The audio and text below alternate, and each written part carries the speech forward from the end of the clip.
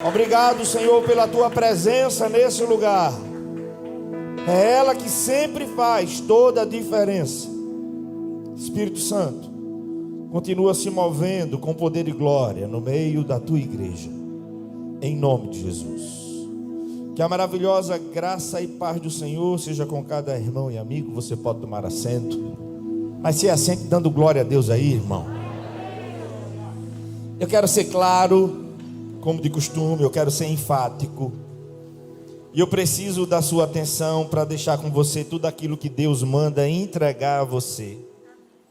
Eu quero desde o início dessa mensagem deixar claro para você que a vontade de Deus para você, para mim, a vontade de Deus para todos nós é que possamos ir bem. A vontade de Deus é que a tua trajetória seja uma trajetória de vitória. O propósito de Deus é que você seja abençoado, abençoada, amém? O propósito do Senhor é que você seja bem-sucedido, bem-sucedida. Essa é a vontade de Deus e nunca duvide disso. Só que, para nós nos conduzirmos assim nessa vida, ou melhor, para que Deus nos conduza de vitória em vitória, para que Deus nos faça alguém bem-sucedido, não posso deixar em hipótese alguma de observar princípios que a palavra de Deus dá destaque.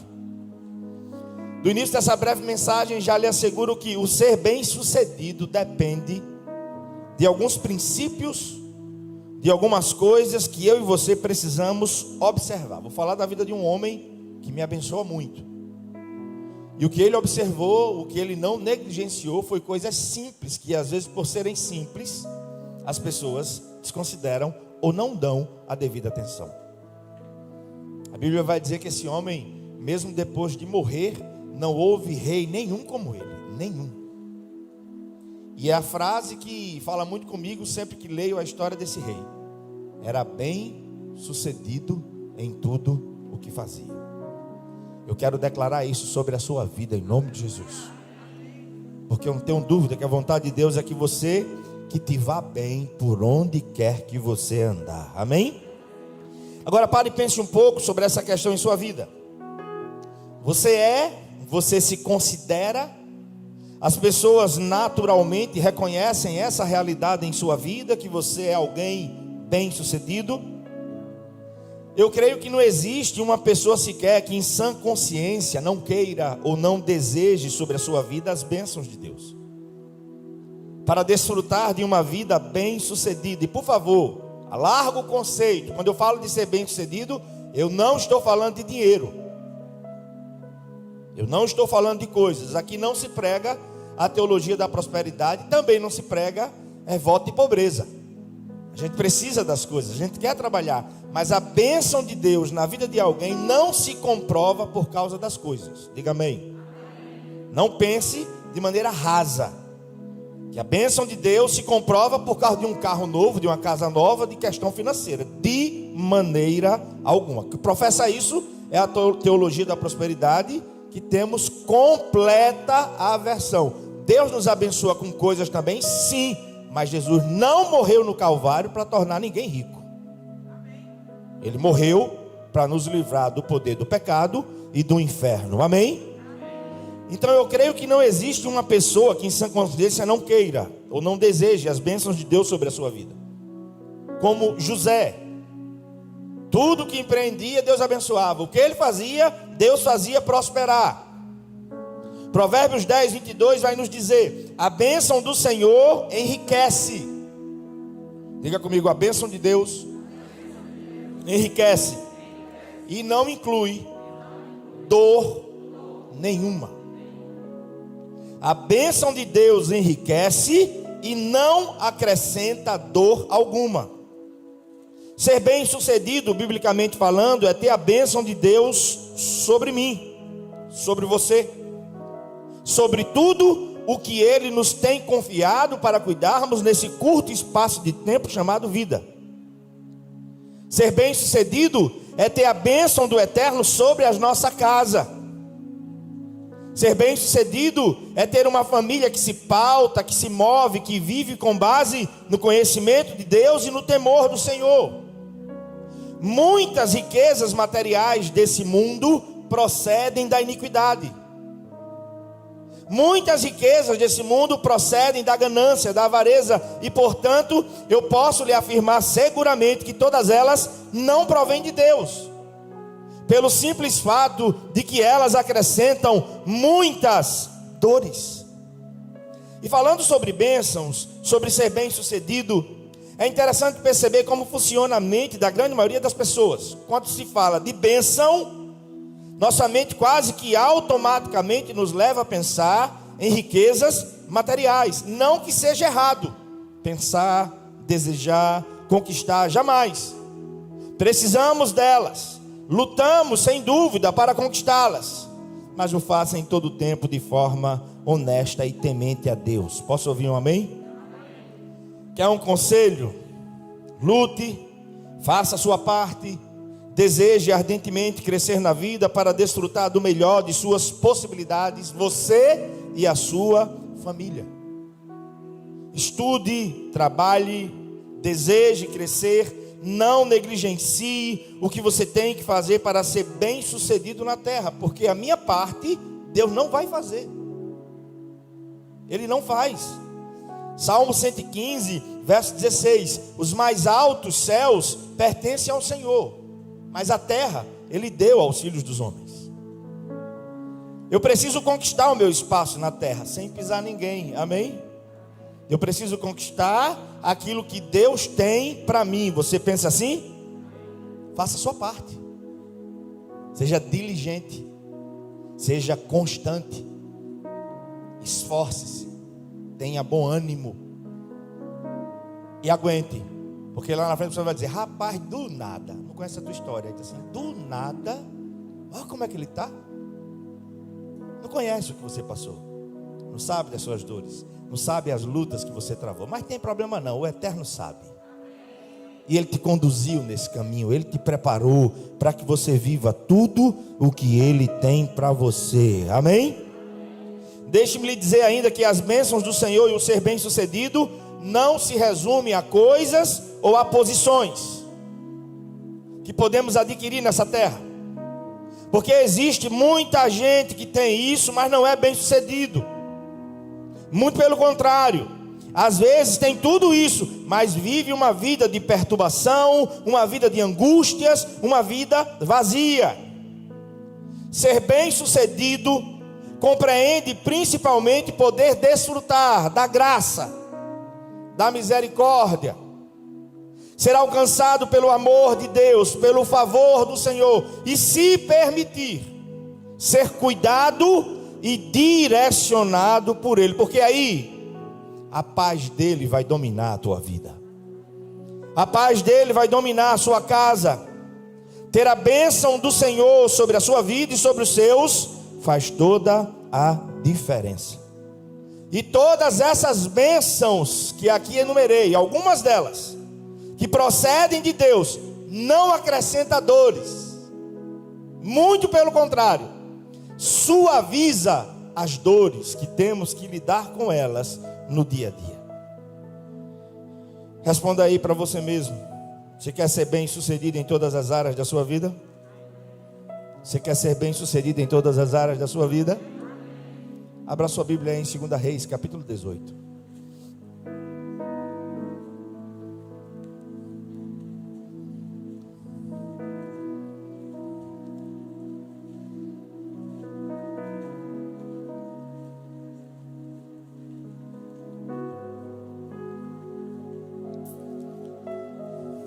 Se achou, diga amém. 2 Reis, capítulo 18, verso 5, diz a palavra do Senhor. Ezequias é o nome dele. Ezequias fazia o que, igreja? Confiava no Senhor, o Deus de Israel. Nunca houve ninguém como ele entre todos os reis de Judá. Nunca houve ninguém como ele quando? Nem antes, nem ele morreu. Não tinha ninguém como ele. Olha o segundo segredo dele: ele se apegou ao Senhor e não deixou de segui-lo. Olha o terceiro segredo: ele fez o quê? obedeceu aos mandamentos que o Senhor tinha dado a Moisés. E o que é que diz o verso 7? O Senhor estava com... E como era a vida dele? Ele era bem sucedido em tudo o que ele fazia. Posso ouvir um amém? Vejamos então o que a palavra de Deus nos fala sobre esse homem, o rei Ezequias. Através da vida dele, eu quero ver aqui com você quais são os princípios que precisamos observar para ser bem sucedido. Veja de onde esse homem veio. Veja qual o contexto familiar desse rei. Ezequias foi filho de Acás. Seu pai foi um homem ímpio, que não viveu uma vida reta diante dos olhos do Senhor. Você pode ver depois, 2 Reis, capítulo 16, verso 3, informa que Acás fez o que era mal aos olhos do Senhor. E cabe aqui um questionamento: o que é que nós temos feito da vida? Como é que nós estamos vivendo, fazendo o que é mal ou o que é bom aos olhos de Deus? Porque Provérbios 15, 3 nos adverte quando diz que os olhos do Senhor estão em todos os lugares, observando atentamente os maus e os bons. Ele vê tudo, amém? E apesar de não ter tido exemplo por parte de seu pai, a Bíblia relata que Ezequias foi um dos melhores reis de Judá. Depois você estuda. Um hábil administrador, um reformador, comprometido com a palavra, comprometido com o Senhor e com a vontade dele. O profeta Isaías profetizou durante o seu reinado. O seu nome significa: o Senhor fortalece. Que Deus te fortaleça em nome de Jesus. E ao longo do seu reinado, que durou 29 anos, ele dependeu totalmente da força do Senhor para viver, para ser bem sucedido e para estabelecer a vontade de Deus durante o seu reinado. Sua preocupação era agradar a Deus. Ele acaba com a idolatria, ele restaura a adoração no templo, porque para essa época Deus havia ordenado para o seu povo um lugar central de culto, Jerusalém. Está em Deuteronômio capítulo 12.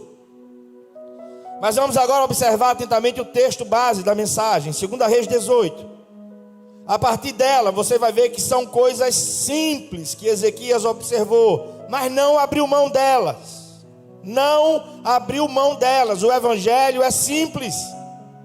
Princípios inegociáveis que precisam estar devidamente estabelecidos na nossa vida. E a primeira coisa, 2 Reis 18, verso 5, observe aí.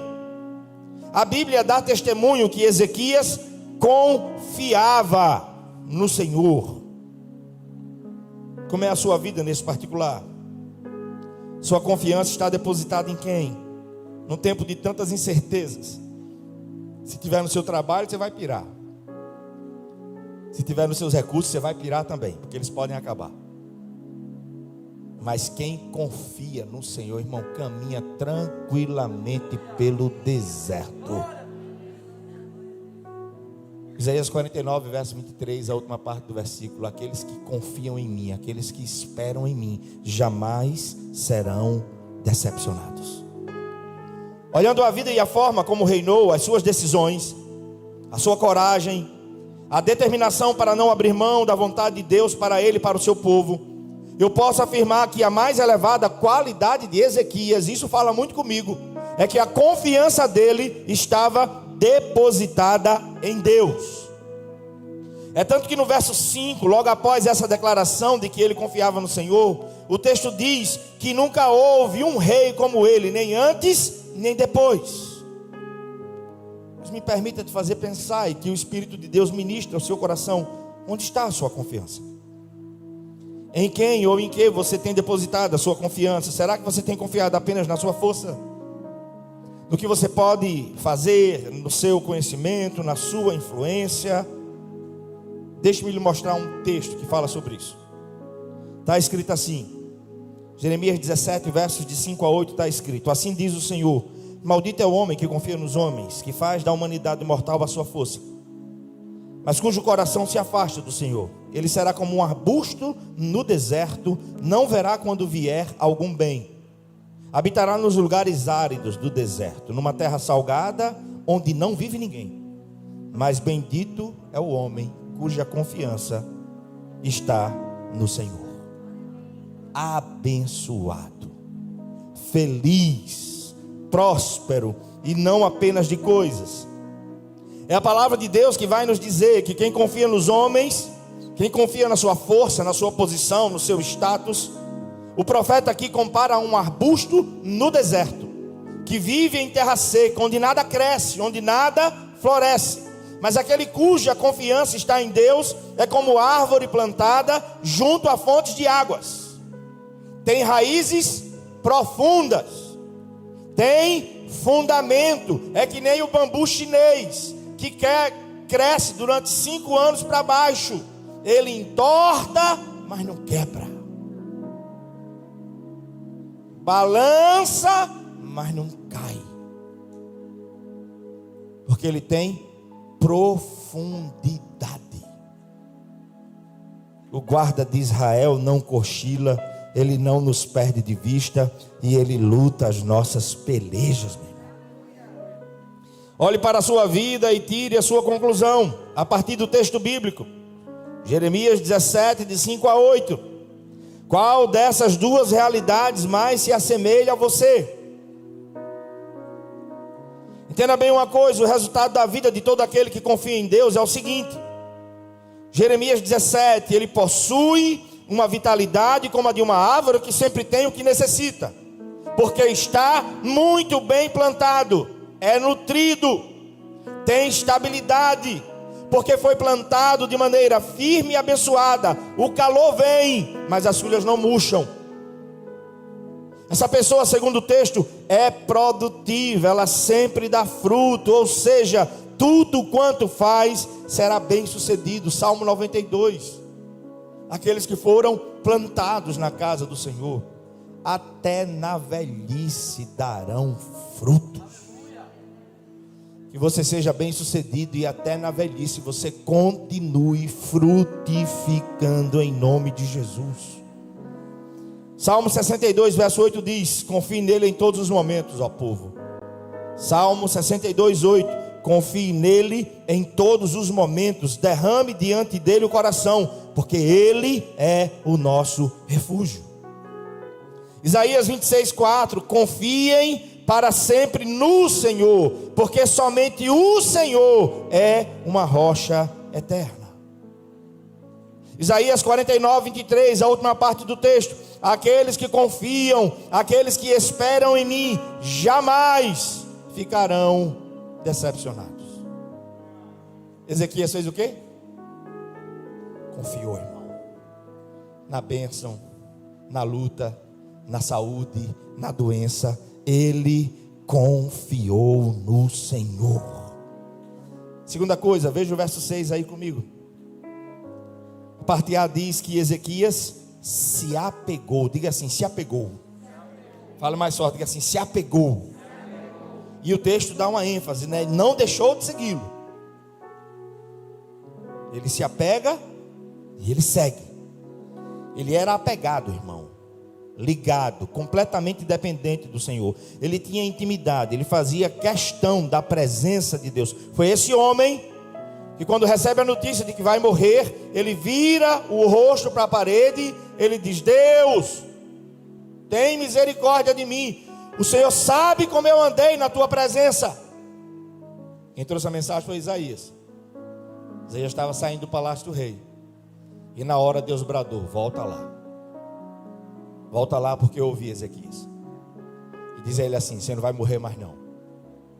Eu vou lhe dar 15 anos de vida. Irmão, era falho, porque todos nós somos.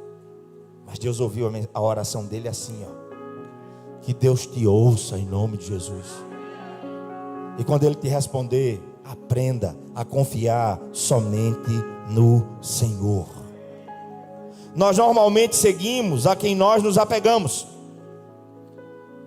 Nós normalmente seguimos a quem estamos intimamente ligados.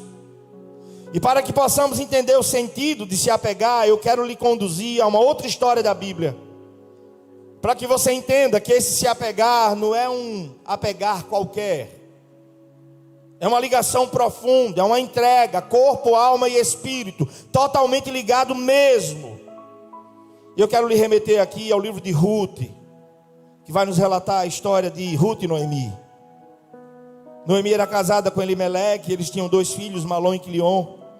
E as mulheres dos filhos de Noemi eram Orfa e Ruth.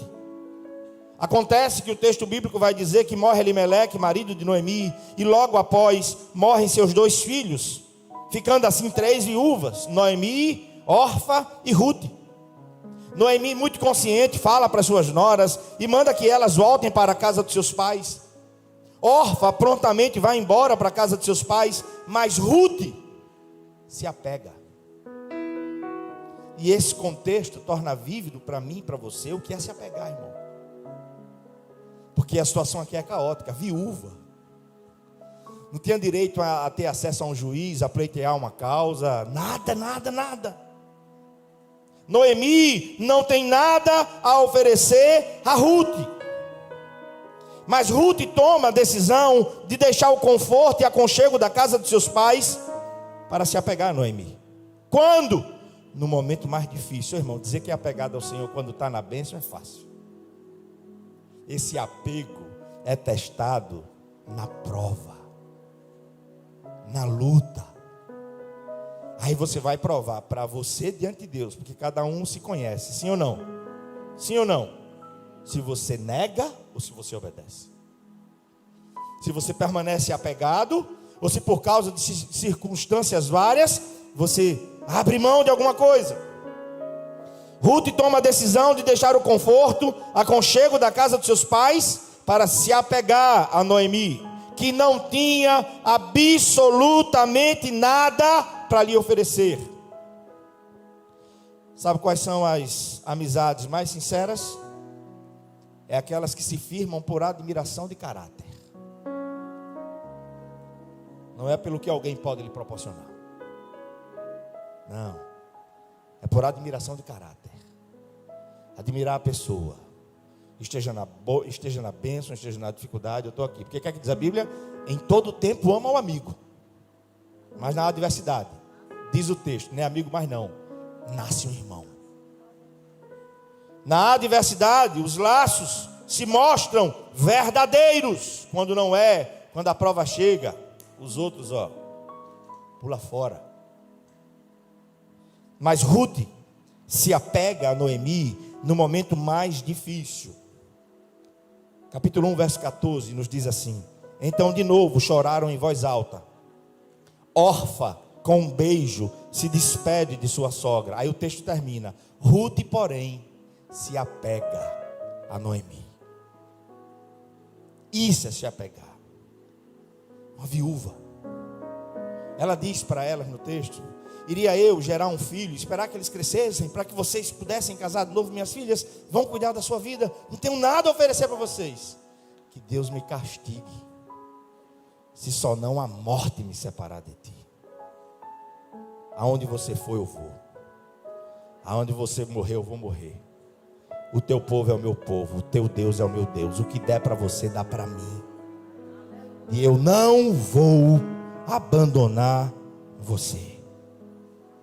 O verbo apegar é o mesmo usado em Gênesis 2:24, que se refere ao casamento e fala da união de homem com sua mulher. É o mesmo verbo utilizado em 2 Reis 18:6 e Ruth 1, verso 14.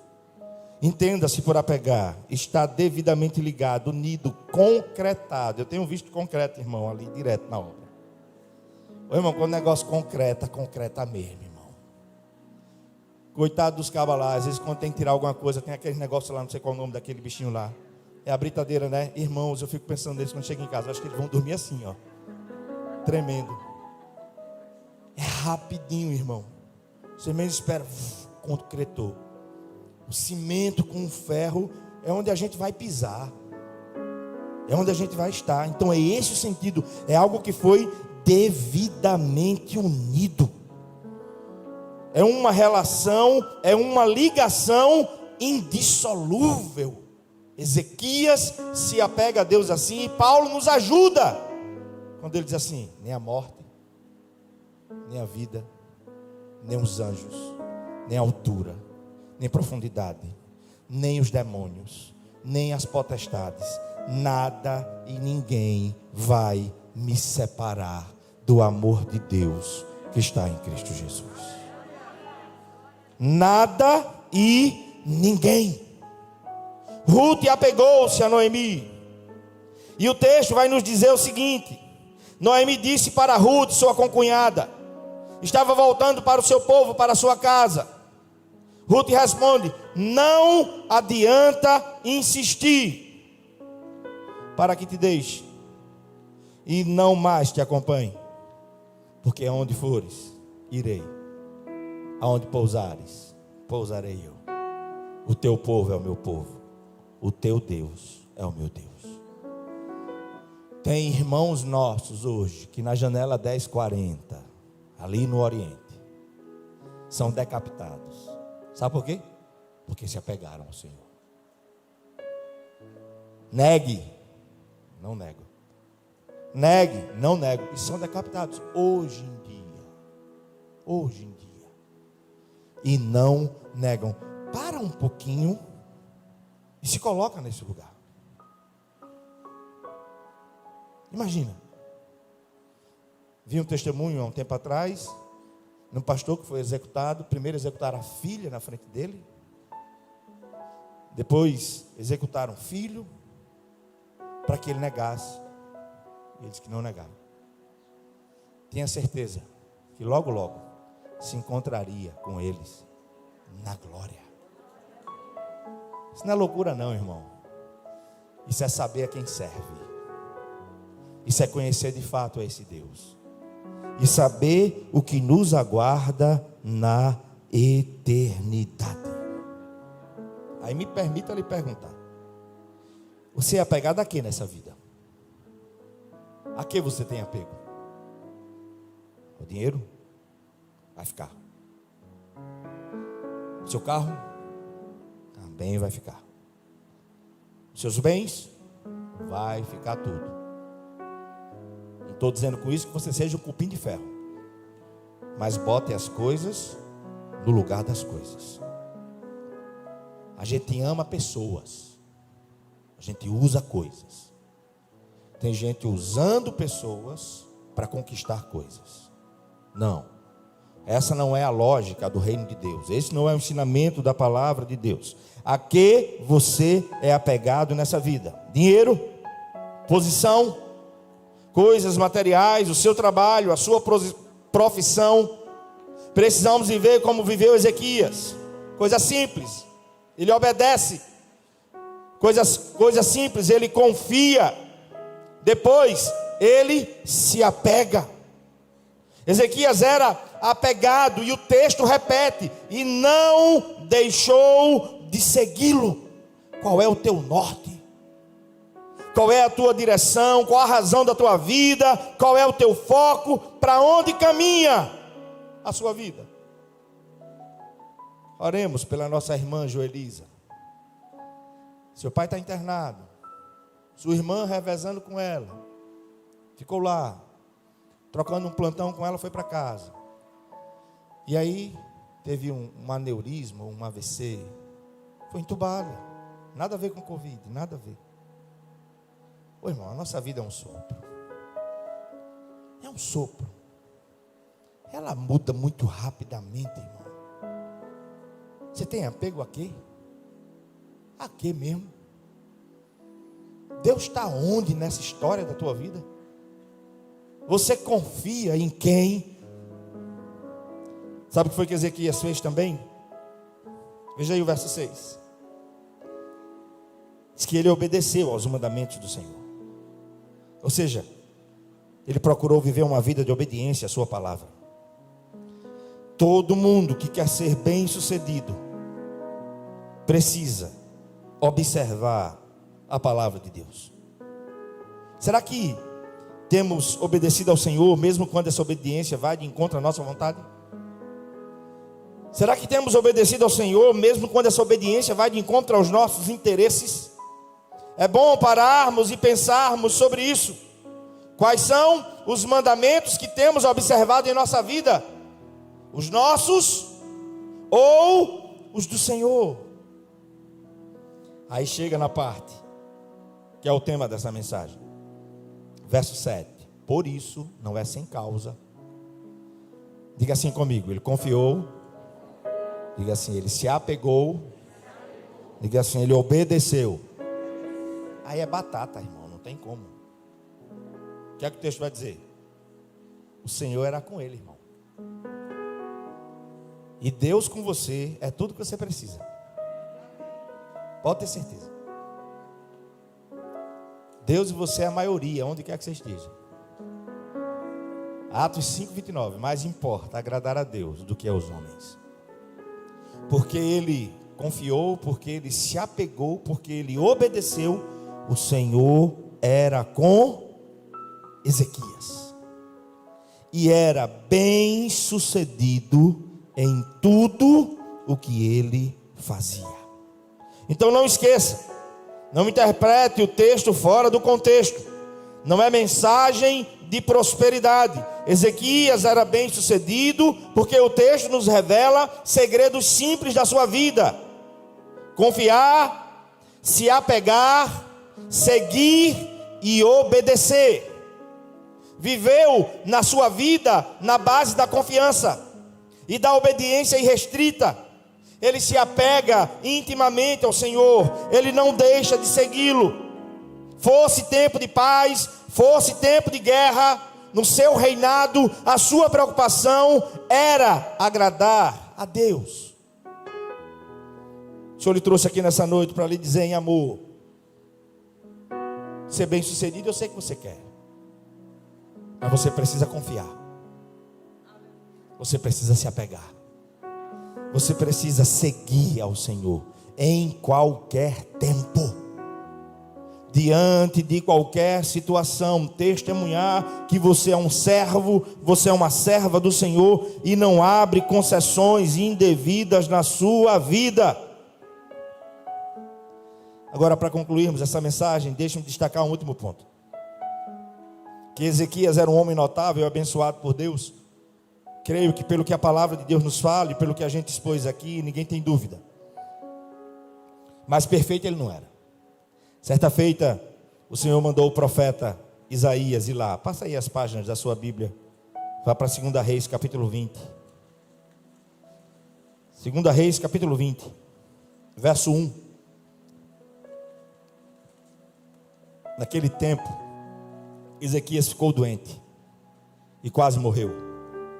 O profeta Isaías, filho de Amós, foi visitá-lo e lhe disse: assim diz o Senhor: Ezequias, põe a tua casa em ordem, porque você vai morrer e não vai viver. Existia coisas na vida de Ezequias que estavam fora de ordem. E qual é a atenção de Deus? A sua família. Como é que está a tua casa? Como é que está o teu casamento? Como é que está a relação com os teus filhos? Como é que anda o teu lar? O Senhor traz uma exortação para que ele organizasse o que estava fora do lugar. E Deus quer fazer isso hoje aqui na minha e na sua vida, irmão. Porque sabe qual é o propósito de Deus? É que te vá bem. É que você seja bem sucedido. Quem quer isso, diga amém. O Senhor concede mais uma oportunidade para que você coloque em ordem o que está desordenado na sua vida, na sua família e para o seu bem. Não perca essa oportunidade. Ezequias aproveitou a oportunidade que o Senhor lhe deu. Ezequias era íntimo de Deus. O Senhor mudou de ideia por causa da intimidade de Ezequias com Deus. Não mudou quando Davi orou. 7 dias com o rosto no chão, jejuando. Possa ser que Deus não mate a criança. Qual foi a resposta para Davi? Não. A resposta à sua oração, Davi, é não. Como é que foi para Ezequias? Lê o texto lá. Depois ele se volta para a parede e diz: Deus, eu sou falho, mas o Senhor sabe como eu tenho andado na tua presença. O Senhor conhece o meu coração. Os céus se movimentou, irmão. E Deus disse: volta lá, Isaías. Volta lá, porque é um coração quebrantado e contrito, eu não consigo desprezar. Volta lá e diz assim, ó, tua oração já foi ouvida. Tu não vai morrer mais não, se prepara, porque Deus vai te levantar. Se prepara, porque Deus vai mudar a sua história. Ele se vira para a parede, ele ora chorando, talvez balbuciando apenas, mas Deus ouviu e lhe concedeu mais 15 anos de vida. Quem quiser ser bem sucedido, aprenda a confiar, se apegar, seguir e obedecer e pôr em ordem o que está fora do lugar. Feche os teus olhos.